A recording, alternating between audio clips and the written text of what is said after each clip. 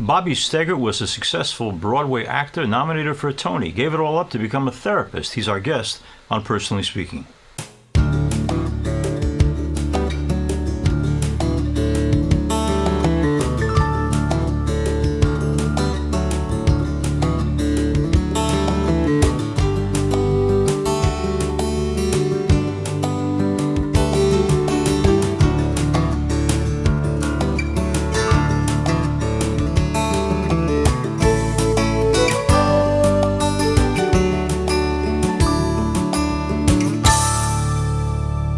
Hello and welcome to Personally Speaking. I'm your host, Msgr Lisante, and Tony-nominated actor Bobby Steggert joins me now. Bobby has extensive credits on and off Broadway, including Ragtime, Big Fish, Yank, and Mothers and Sons. In 2018, Bobby surprised the theater community by announcing he had switched careers and was in the middle of getting a degree in social work from Columbia University. Since July of 2019, Bobby has been serving as a psychotherapist in private practice and a staff therapist in the Institute of Human Identity Therapy Center. 3/4 of his clients, Bobby says, are actors and singers, dancers, directors, writers, or designers. Bobby spent nearly 20 years building his acting career and then decided to leave that career behind with a goal to make a difference in people's lives. He's here with us today to talk about making that decision and how his experience as an actor gives him a unique perspective and understanding about the specific mental health needs of theater artists, particularly during the pandemic and in these uncertain times. I'm very pleased to welcome back to Personally Speaking, Bobby Steggert. Bobby, first things first, and you may know her. She's an old friend of ours, Margaret Colin, the actress, mostly of stage, but some TV work as well, and Independence Day. But I asked her once, because she's an old buddy, why acting? And she said, I couldn't do anything else. And she didn't mean she didn't have the talent to do something else, but this had to be her vocation. Just felt this was what she was called on to be by her life. When you were in the arts and acting, did you feel when you first entered into it, this is the only thing I can and will do? Absolutely. Yeah. In the first few decades of my life, it was an absolute. And I think for me, I grew up gay, lonely, afraid, and certainly scared to express myself at my fullest capacity. So acting became for me the conduit through which I got to, embrace emotionality, process feelings and ideas, and do it to the approval of others. So it was a very safe space for me. Mm-hmm. Okay, now you may make a redirect, very important redirect in your life a few years ago by going back to school and getting your degree. Here's my question. In the 41 years that I've been doing counseling in a parish level, I've come to realize that there is nothing more important than an ability to listen in the role that you're in, that I'm sometimes in. How did you find yourself listening before you chose to get into therapy and be a therapist? Were you always an effective listener? Were you listen not just obviously with the ears, but with the heart and the mind and the soul? Have you been your whole life known by the people who know you well as someone who truly hears people? Yeah, absolutely. I think, again, it all goes back to being gay for me. It's such a terribly hard thing to grow up feeling alone when you're young, but it gives you so many gifts. And I think one of the gifts it gave me was the gift of observation, of feeling outside of the norm and being very keenly aware of the environment and of the people around me, not only as a survival technique, but also as a way to try to find like-minded people, safe spaces, safe others. And so, yeah, I've always prided myself on being a good listener on stage, a good listener in life, and a good friend. Okay. And related to that, now I've just been doing it for a long time, so maybe it's an occupational hazard, but there are times when the person is telling me their problems, and I've kind of heard a lot of it before in other situations, and I have to focus on not going into automatic pilot. I know you're new at this in terms of therapy, just several years, but do you find sometime a tripwire in listening to people that causes you to say, I know before they go too much further, what they're saying, where they're going, and what my suggested response should be? Yeah, and I would add to that, sometimes it's easy to project your story onto theirs. Yeah. Assume that if you understand something, through your own experience that it mirrors or somehow is similar or identical to theirs. So yeah, there's a lot of conscious backpedaling that I have to do to really consciously stay open to the uniqueness of someone else's experience. Yeah. When there have been times in therapy, pastoral counseling, where, to be honest with you, I haven't said much, haven't been very directive at all, just listened for 45 minutes to an hour, and had the people say at the end of the thing, hey, Father, I want to thank you so much. You've helped me more than you know. And nothing was suggested to them. It was simply a case of a hunger to be heard, and they were happy somebody was listening. Have you had that experience, Bobby? 100%. And my best teachers in the training I had for becoming a therapist would remind me of that the central act of therapy is to hold space and to create safe and conscious space with someone else. We all have this deep need to be heard, understood, held, both physically, but of course emotionally. And sometimes that's enough. Sometimes people just need to be heard. Yeah. Bobby Steggert's our guest. Bobby, I'm sure that you're evolving in the style of your therapy, but there are people I've known who are wonderful therapists who are quite active in directing the person. There are others who are very passive and just taking it all in and maybe making a suggestion now and then, but not a lot. Do you find yourself inclined one way or the other? Yeah, and I guess the human thing about it is that it's a constant negotiation. I am an actor, and I'm very used to self-expression, so I kind of have to cap for myself the desire to speak out. I have to do a lot more conscious listening and a lot less conscious speaking. But I'm finding a balance between listening and knowing that trust in your client can help them have trust in themselves. And one of the best ways you can trust someone is to let them lead their own way to either an interpretation or to a clarity of their experience. But sometimes we can't see ourselves clearly. Sometimes we need a trusted other to say, listen, this is what's happening here. This is what's going on. This is the pattern I see. And I think as I get more experience, I'm getting better at knowing when those moments are, when people need to hear a truth that they can't maybe at that time envision for themselves. Okay. This is more my parents' generation than now, I think, but you'll know better than I. Back then, when there were family problems or individual problems, very often the response was, if we can't solve it within the family, it can't be solved by going to someone who's a stranger. I would hope that people have moved past that, but do you still run into that at all?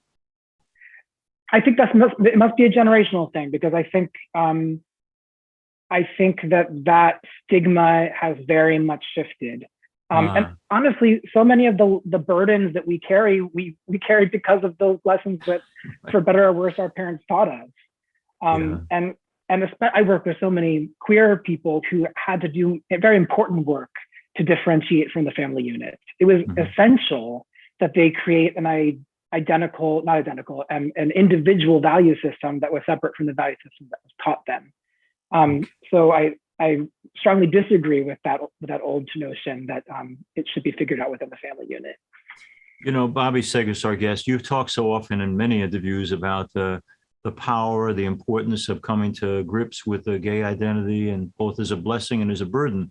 I mention that because, interestingly enough, Pope Francis this week came out and said, never, ever, parents, condemn your gay children, which was a step in the right direction for the church, to be sure. But I was thinking of our interview with Andy Mientes, where I said, when you were dealing with your parents, was there acceptance? And he said, well, there was acceptance, but I don't think that's in any way, shape, or form enough.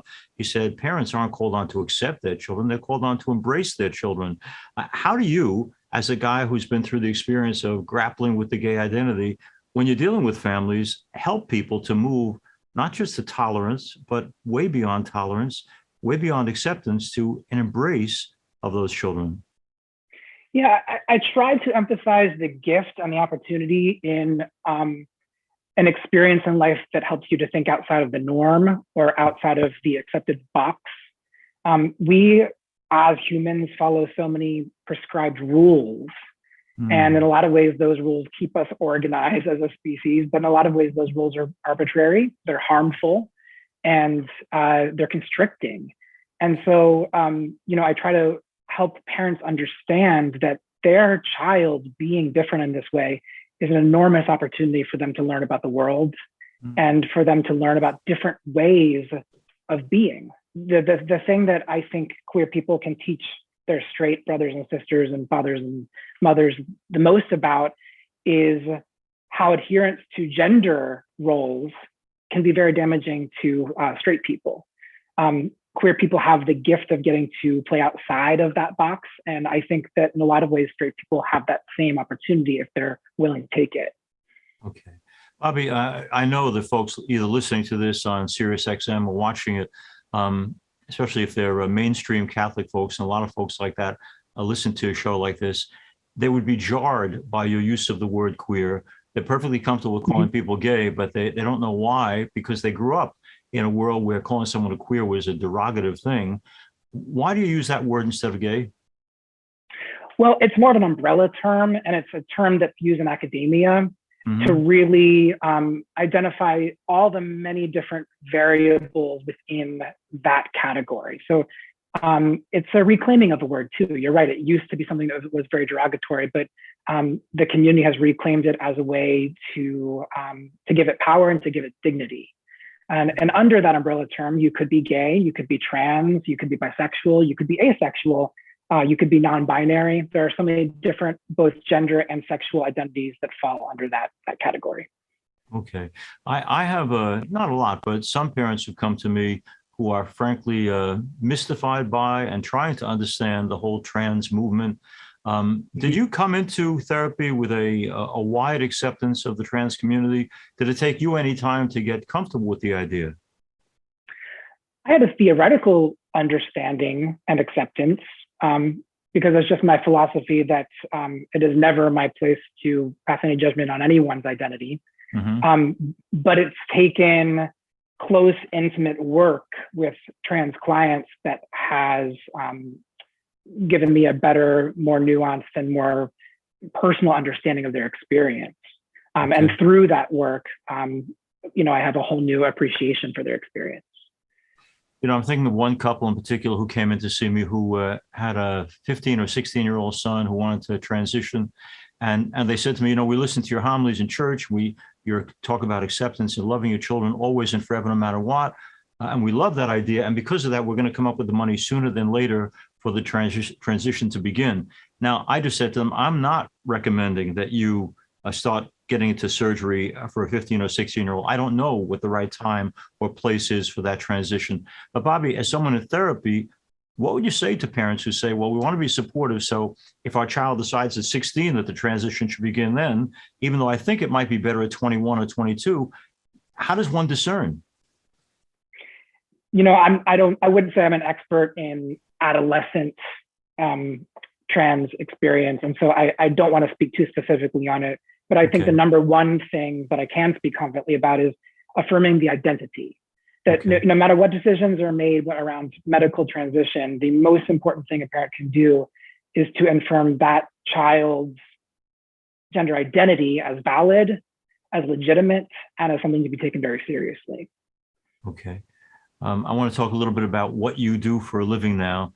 And I'm paralleling this in some way with what we do as priests. People share with you some of their most incredibly important personal information. They are vulnerable with you. And a lot of them are certainly going through a lonely experience of carrying their burdens without the help and support of others. It would be easy, I've seen it happen myself, for people to project onto you as not a therapist, but as a friend and as someone they feel a great intimacy with. But you've got to set, I think all of us do, certain perimeters that people understand this is a professional relationship and you're not going to necessarily be their best buddy. How do you set limits? It's a good question. And it's something you learn over time. You have to be careful about not sharing too many personal things about your life. And that's actually tricky in my experience because my clients have a lot of access to my previous work.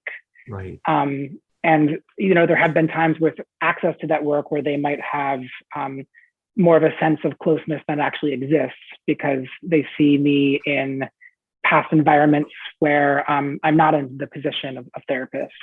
But tied into keeping boundaries is making it very clear that the work is theirs, Mm-hmm. and that my main function in that work is to guide them towards making, healthy and considered decisions on their own path. So I try to set myself up as an advocate, as a support system. And, if there are ever moments that come up where there is a confusion about those boundaries, the best thing to do is just to talk about it. Mm-hmm. Well, related to that, most therapists, whether it's 45 minutes or an hour, do have time limits on the amount of time they're going to spend with a client. I mention that because I'm wondering how easy or difficult is it for Bobby Steggert as therapist, especially if you're moving into something that's powerful and intimate and vulnerable, to say, okay, see you next week. It's hard. Yeah. Sometimes it's really hard. Yeah. Yeah, I don't think I have anything intelligent to say about that. It's just you get used to it. You get used to, actually, very much like a scene. If you're an actor, you commit fully 100%. And then when you walk off stage, you enter into the other realm of your life. So perhaps being an actor has really helped me prepare for that sort of compartmentalization. Oh, okay. All right. So you've learned how to do it and to do it well, I hope, at this point, because it's not easy to say to someone, enough is enough. And related to that, and I'm sure every therapist goes through this, I've had people come in it's truly pulling teeth to get them to open up. But there's as many people who come in and on the first question I ask can go for 45 minutes straight. Bobby, are you an interrupter, or you just let it run its course? It depends on what it feels like that person's need might be. And that's something you just have to feel out. If someone is talking on end for 45 minutes because a deeper need is to avoid connection with me, okay, or to avoid perhaps stillness or an emotional experience that they would rather ride above, then I might interrupt. Okay. But like we said earlier, if their need seems to be an unleashing of something that has been suppressed or repressed, something that must be spoken, then of course all the space in the world should be made for that. Okay. How important is it, Bobby Steggert's our guest, how important is it to have shared values when you're dealing with a client? I'll give you an example of what I mean. I've had women come to me who will say, I went to see such and such a therapist, and the particular thing they would bring, among many other issues, was that they had years ago had the experience of an abortion. They were convinced that what they did was wrong and they regretted it. They'd had the experience then of going to a therapist who said, well, you're kind of overreacting to this thing. It's not a big deal. And in one case, I'm thinking of a woman who said, but it is a big deal for me. And I don't want my therapist to tell me, because he has a different value system than I, that it's not. So do you have to have the same values or not? No, you don't. Okay. I imagine it would be, for example, for me, very difficult to be working with someone who is openly homophobic. But then I would want to explore with them what factors, sustain that homophobia, what fear or experience in their past, or, unexplored aspects of their own identity cause that homophobia to be so powerful. And so I would hope that a different value system would be, an invitation to explore, and not necessarily something to shut either of us down. Okay. For those who don't know, Bobby Steggert wasn't just a marginal actor, but a very popular performer who had developed a great reputation and was honored in his community. I mention that because when you make this decision to redirect your life a bit, from family and friends, highly supportive, or were there some who said, Bobby, be patient, it's all coming back in time. Don't throw this wonderful, amazing career that you developed. Stay with it. Were there people who advised you against this? Oh, yeah. Okay.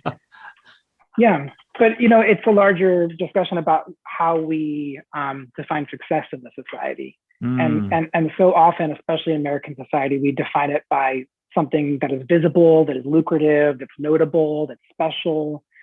And I had to weigh all those aspects of my career up against a deeper reality, which is that I was not happy. I was, sort of mired in this very inconsistent and basically unhealthy way of living. And I eventually got to the point where I knew I couldn't triage it. I had to kind of do some major surgery on the way that my life was structured. Yeah. And so the people that advised me against it just didn't understand the whole picture for me. Yeah. Back in the day, because you talked about this elsewhere, where while you were a working actor, there were times when you weren't working. What did you do to fill the void, Bobby? I think that's the mistake I made, is that I never found meaningful, valuable, sustainable purpose outside of my work as an actor. The reality is, of course, when you're not working, you're having to put a lot of energy into seeking work and to finding your next job. Yeah. And so there were some logistical things there too.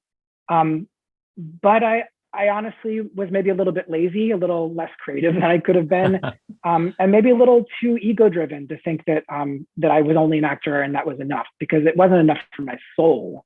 And in moments in which I wasn't performing, I just didn't feel like I had anything to contribute. And that was really soul-sucking. In the beginning of this pandemic, certainly in New York State, a church like ours was ultimately closed for months and months. And it was a very strange thing after almost 40 years of regularly relating to a community every Sunday and even during the week and communicating with that, to not have that anymore. For us, the solution became, and it's not a real solution, it's a way we handled it, was to go online. And so in a parish like ours, which has 3,000 families, we suddenly had 8 and 10 and 15,000 people watching every week, which was kind of a nice thing to have a broad, across America, across the world audience, but not the same experience. Now, that's for a priest. I can't imagine what a guy who's not specifically into TV or movies, and even they were shut down, would do if he's a theater actor who draws his life from the audience. What was the general response of actors who realized this thing is shut down for a while, and this is what I do, this is who I am? What do I do? Major identity crisis, you know, as you just described so well. I mean, it was fascinating and painful to be in the position that I'm in, to support many actors during the pandemic who not only lost employment, you know, their basic needs were at risk, but really lost a sense of who they were. And, you know, had a lot of questions about what it was they could do to feel connected, what it was they could do to feel like they were contributing. It's getting better, clearly, but it's still an issue for many performers. Yeah, the world changed, and it was a really terrifying change for people, especially live performers. There's an actor, Brian J. Smith, mostly Broadway, I think, although I think he does TV and movies sometimes, but he talked about on our program being raised Baptist and sitting there in a Texas church and hearing how, and he knew secretly he was a gay man, how awful being gay was. And it instead of separating out the reality of the fact that this preacher is giving one version of Christianity, he saw all Christianity that way, and he ran from everything church-wise. How important is it, and how easy is it to have people recognize, as you just said a moment ago, take the good stuff and throw the bad stuff away? Is that a lesson easily learned for people who are struggling to be both wanting to be faithful, but at the same time not wanting to be hurt? Absolutely, it's a struggle. Yeah. You know, it all comes down to discussions about where one's faith truly lies, and what one's vision of God really is. And if the belief is that God is an all-loving, all-accepting force, then the fault lies in the people proselytizing this religion, not necessarily the belief itself. Yeah. I think we've struggled in the Catholic Church. You have the previous Pope, who actually in one of his statements in the 80s came out with, the homosexual person is intrinsically disordered. And I think a lot of us would say, wait a second, intrinsically disordered means from the get-go, God made a mistake. Are you saying God makes mistakes? And of course, the Holy Father would say, no. Well, then how can you use that language in talking about people? That no one comes into this world made by God as a mistake. Can you help people? Are you helping people to come to see that the way God made them precisely is exactly what they're supposed to be? Yeah, I mean, you know, it's so clear to me outside of the faith tradition that, you know, that identity is not chosen, it is inherent, it is given. And, you know, we as a culture are constantly changing, constantly shifting. And the hope is that as we shift, we will shift towards more and more understanding of difference and of diversity. And that for people who are mired in old-fashioned and inhumane ways of categorizing people, it just so happens that those people are being left behind by the progress that I think is making this world a better place. Yeah. And always to keep uppermost the notion that God is love. I want to thank Bobby Steggert for being with us on Personally Speaking, a fascinating guy at many levels. If you hadn't had a chance to see him on stage or in his acting career, that's too bad, because he's really, really good. But he's also now find a new place to be good and to accomplish good and wonderful and life-giving things through being a therapist and helping people on their life journey. Bobby, much success to you in this next stage of your life. And again, thank you again for being on Personally Speaking. I really appreciate it. Thank you for talking again. This program is made possible in part and sponsored by Bullion Shark, a leading rare coin dealer. Do you remember the Bible story of the widow's mite? The widow's mite coin is the type of coin that's circulated in the Holy Land and is mentioned twice in the Bible. It's now possible to have one of your very own. Bullion Shark, a well-known rare coin dealer, has a limited supply of these biblical coins, and each coin has been professionally certified. You can buy one or more of these rare coins for just $99 each. While supplies last, their number is 1-888-355-1587, and their website is www.bullionsharks.com. This 2,000-year-old unique coin is a piece of biblical history that also makes a perfect gift. Each coin comes with NGC certification to guarantee authenticity and a story card detailing the story behind the piece. You can own a piece of the biblical story that can be passed along to family members for generations to come. Once again, Bullion Shark's number is 1-888-355-1587, and their website is www.bullionsharks.com. What a great opportunity to own or to give as a gift the very coin mentioned in the Bible. I want to thank you all for being with us on our program today. If you'd like to reach me or have questions or comments, please write to personallyspeakingpodcast@gmail.com. You can also get past episodes by going to YouTube, searching under Personally Speaking with Msgr Jim Lisante, and please don't forget to click like and subscribe. Personally Speaking is also available as a podcast on personallyspeakingpodcast.buzzsprout.com. We're also on Facebook at Personally Speaking with Msgr Jim Lisante, and we're also now on Instagram at Personally Speaking Podcast. I'm privileged to serve as host and executive producer of Personally Speaking. Our producer is Lisa Jandovitz. Thanks so much for joining us. We'll be with you again next time on Personally Speaking.